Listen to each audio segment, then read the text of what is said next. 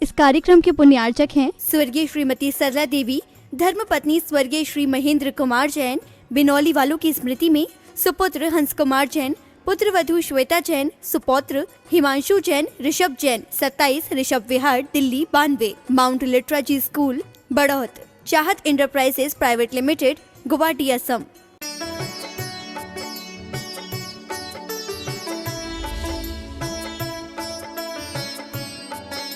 शरणम शरणम सिद्धप्पा। शरणभूत हैं कौन? सिद्धात्मा। स्वामी शरणम सिद्धप्पा। वो सबसे बड़े स्वामी हैं और वो सिद्ध भगवान ही हम सबके लिए शरण हैं। चत्तारि शरणम पवज्जामि। इस पाठ में देखिए आप, अर्हन्ते शरणम पवज्जामि, सिद्धे शरणम पवज्जामि, साहू शरणम पवज्जामि, केवली पन्नतो धम्मम शरणम पवज्जामि। दुनिया में यही शरण है और कोई शरण नहीं है। लोगों को एक तरह का विश्वास है कि घर उनके लिए शरण है, घर वाले उनके लिए शरण है, सुरक्षा कर्मी शरण है। लेकिन वास्तव में देखा जाए तो जब वक्त आता है तो कोई शरण नहीं रह जाता है। यह तो पंच परमेष्ठी भगवान या निजात्मा। जब जिंदगी में सब तरफ से हताशा छा जाती है, सारे द्वार बंद हो जाते हैं, तब एक द्वार खुला रहता है, वो है देव शास्त्र गुरु का द्वार, अरहंतों का, सिद्धों का शरण। इस अध्रुव और अशरण से लीलायित संसार में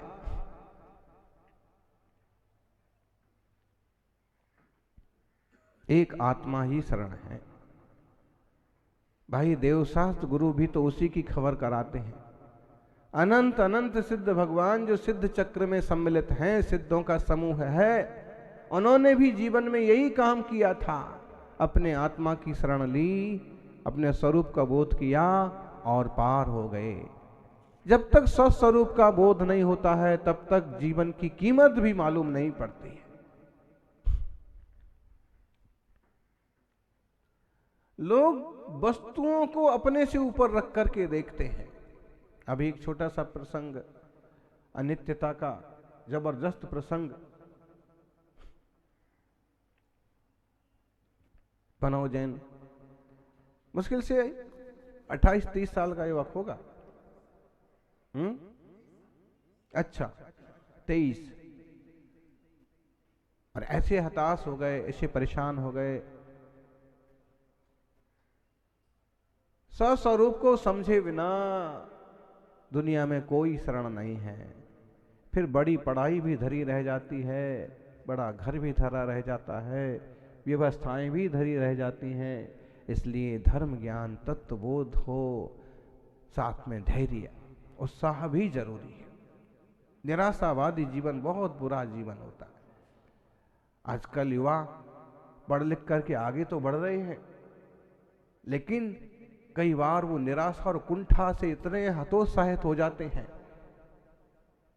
कि उतने ऊपर पहुंचने के बाद भी उन्हें अपना जीवन निस्सार लगता है। वैराग्य के लिए संसार शरीर और भोगों से विरक्ति होना चाहिए, और जिसके संसार शरीर और भोगों से विरक्ति होती है उसकी पहली प्रतिमा होती है। अभी 2 प्रतिमा के व्रत लेके गई एक श्राविका। पहली प्रतिमा उसकी होती है जो संसार शरीर और भोगों से विरक्त हो गया है। संसार में कुछ नहीं है, भोगों में कुछ नहीं है, मैं भोगों को नहीं भोगता हूं, भोग मुझे भोग लेते हैं। समय बर्बाद होता है, बुद्धि बर्बाद होती है, धन बर्बाद होता है, और आत्मकल्याण के मार्ग पर जाने की बजाय व्यक्ति जंजाल में उलझता जाता है। जब उसको ये समझ में आ गया संसार में कोई सार नहीं है, सब स्वार्थ के साथी हैं, सब थोड़े दिन के लिए मिले हैं, सबके अपने अपने रास्ते हैं।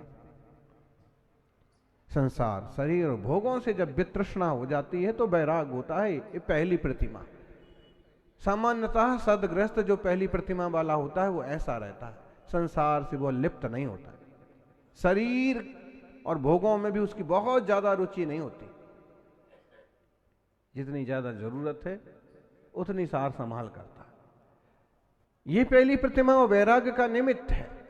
दूसरी प्रतिमा वाला 5 अणुव्रत, अहिंसाणुव्रत, सत्याणुव्रत, अचौर्याणुव्रत, ब्रह्मचर्याणुव्रत, परिग्रह परिमाण अणुव्रत, 3 गुण व्रत, दिग्व्रत, देश व्रत, अनर्थ दंड त्याग व्रत, 4 शिक्षा व्रत,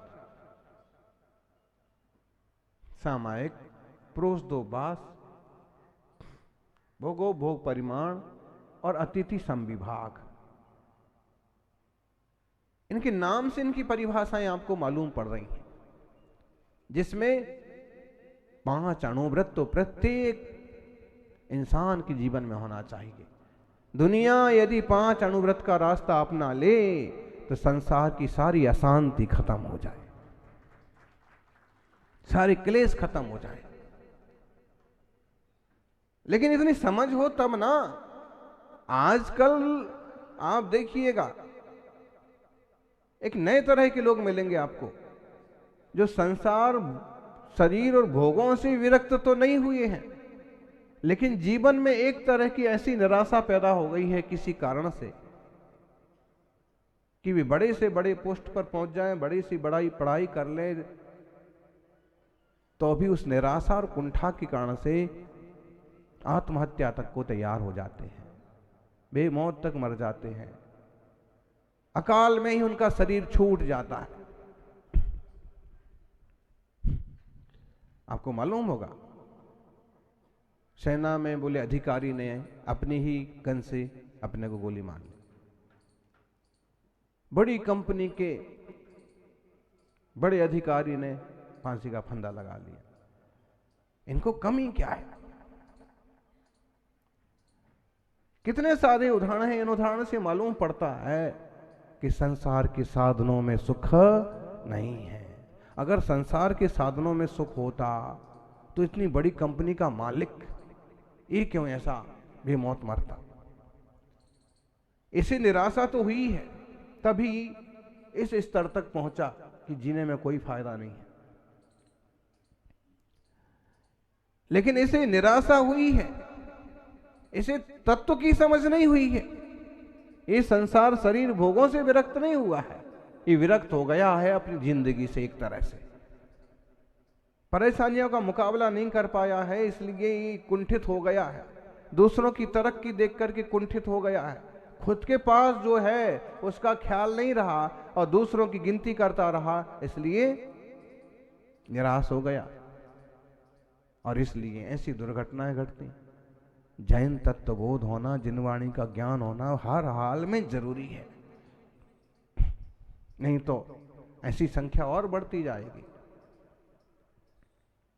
सौभाग्यशालियों, जिनवाणी सुनो।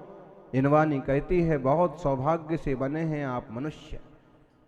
यहां तक पहुंचने में बहुत पापड़ बेलने पड़े, बहुत ज्यादा दुख दर्द भोगे हैं। 4 गति 84 लाख योनि के चक्कर लगा लगा करके जीव किसी पुण्य से, किसी भाग्य से यहां तक पहुंचा है, और उसमें आप व्रती बन गए, त्यागी बन गए, तो जीवन का सौभाग्य।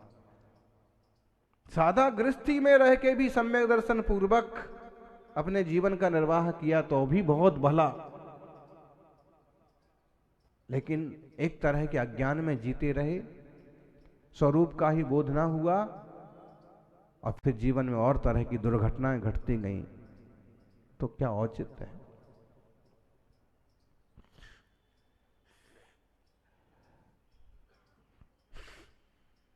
अकाल में शरीर छोड़ना तो कोई इलाज है ही नहीं। बहुत ज्यादा महत्वपूर्ण स्थान पर हम बैठे हैं। ये जंक्शन है। 4 गति 84 लाख योनि में एक मनुष्य पर्याय जंक्शन है। मतलब यहां से आप कहां जाना चाहते हैं? यहां से नरक जाना चाहते हैं? नरक जाने के रास्ते का चुनाव कर लो। आरंभ परिग्रह इकट्ठा करते रहो, क्लेश में डूबे रहो, पाप करते रहो। नरक जाने के लिए कोई मनाही नहीं है। जाएंगे आप। बह्वारंभ परिग्रहत्वम नारकस्यायुषा। आपको खुद को करना पड़ेगा ऐसा, कोई जबरदस्ती आपको लेके नहीं जाएगा। आपको इस तरह की खोटी प्रवृत्तियां खुद करना पड़ेंगी, आप नरक गति के पात्र बन जाएंगे। त्रियंच पर्याय में जाना है तो माया त्यायोग योनस्य, मायाचारी करो, छल कपट करो। लोग अपना उल्लू सीधा करने के लिए कितने कपट करते हैं, कितना झूठ बोलते हैं। खुद की गलतियां पूरी तरह से छुपा जाएंगे और जिसकी गलतियां नहीं है उसके माथे मरते जाएंगे। खुद तलवार उठा करके मारने आ जाएंगे, दूसरा जरा सा बचाव के लिए हाथ पांव चला देगा, उस पर केस कर देंगे। देखिए आप, तो ऐसे छल कपट करने वाले लोग कौन सी पर्याय में जाएंगे? जमीन जायदाद को लेके भी खूब छल कपट करते हैं, और कई बार तो ऐसे खोटे बेटे निकलेंगे कि अपने बाप से साइन करवा लेंगे और फिर मन से कुछ भी लिख करके और उनको बर्खास्त कर देंगे, निकाल देंगे, घर से तक निकाल देंगे। संसार बहुत विचित्र है, लेकिन ऐसे लोग तिरेंच गति के पात्र बनने वाले हैं। मिलावटखोरी करने वाले लोग,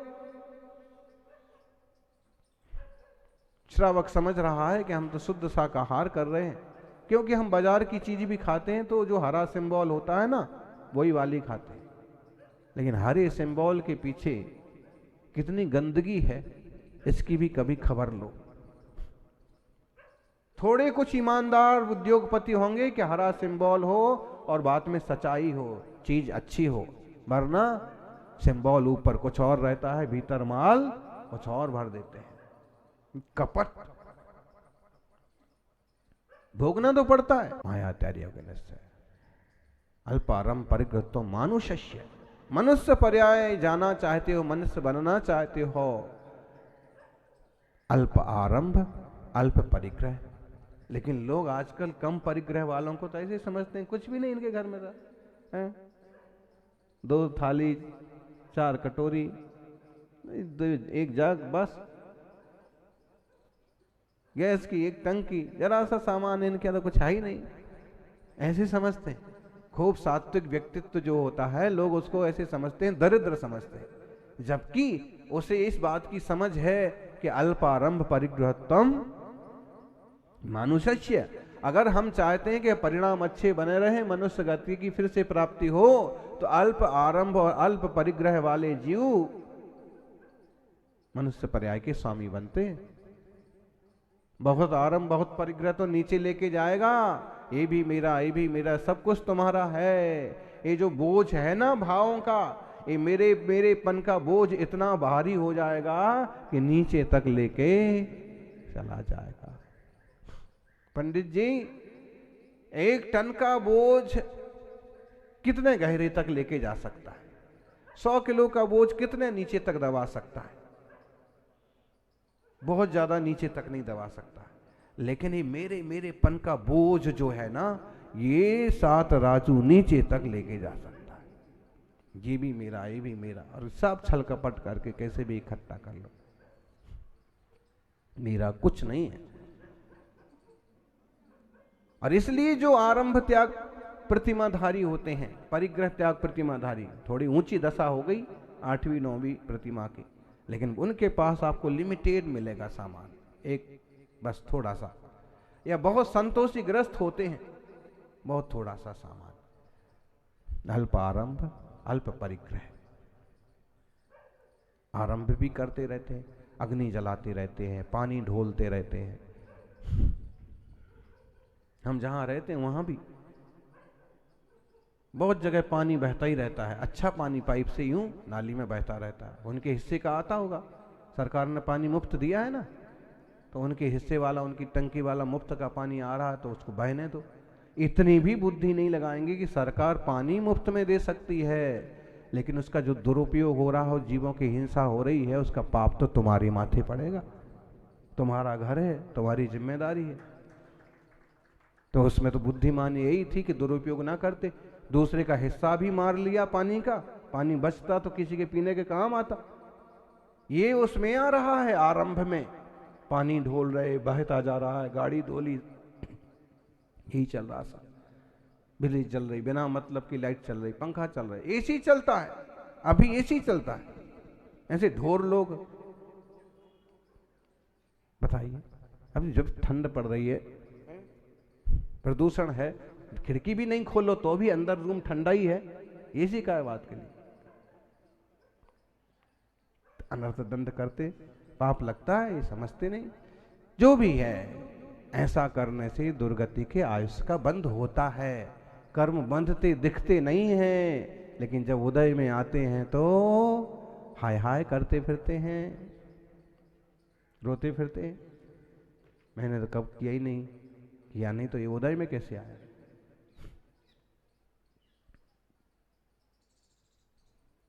देखिए, समझिए। और देव पर्याय में जाना है तो भी बड़ी अच्छी सीधी सच्ची बात बता दी। एक तो कहा निःशील व्रतत्वम च सर्वेषाम, जिनके शील व्रत वगैरह नहीं होते हैं वे लोग चारों गतियों में जा सकते हैं, जैसा करेंगे वैसा भरेंगे। ये क्यों कहा इसको चौराहा? मनुष्य चारों आयु का बंध कर सकता है, ये सिद्धांत है, ये शास्त्र का विधान है। लेकिन त्रियंच जो है वो चारों आयु का बंध कर सकता है, सिद्ध नहीं हो सकता है। इंसान सिद्ध भी हो सकता है, नारकी वहां से निकल करके मनुष्य बन सकता है, जानवर बन सकता है, लेकिन नारकी फिर से तुरंत नरक में जन्म नहीं ले सकता। वो चाहे कि मुझे फिर से नरक नहीं मिल, होता ही नहीं, और कोई नारकी चाहता भी नहीं। नरक आयु एक ऐसी आयु है कि जिसको भोगता भोगता हर व्यक्ति, हर नारकी यही प्रार्थना करता है कि मुझे तो अभी मार दो और यहां से पार कर दो, यहां मुझे नहीं रहना, ऐसा दुख है। लेकिन त्रियंच आयु को इसलिए शुभ कह दिया कि त्रियंच में कोई जाना तो नहीं चाहता है, लेकिन चला जाए तो कोई जाने के बाद मरना भी नहीं चाहता। मच्छर को भी आप मारने की कोशिश करो तो उड़ के फटाफट,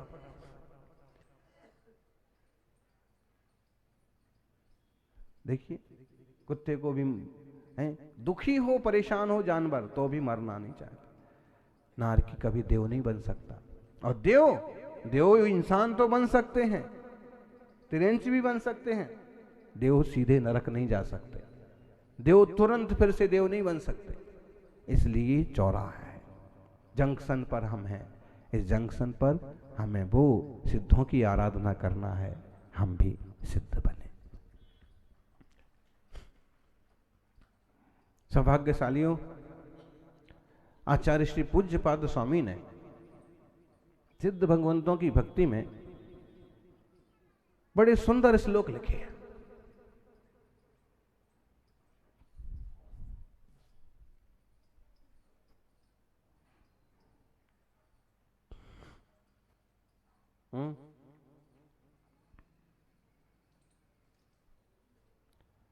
आचार्य पूज्यपाद स्वामी के पहले कुंद कुंद स्वामी ने भी लिखी सिद्ध भक्ति प्राकृत भाषा में।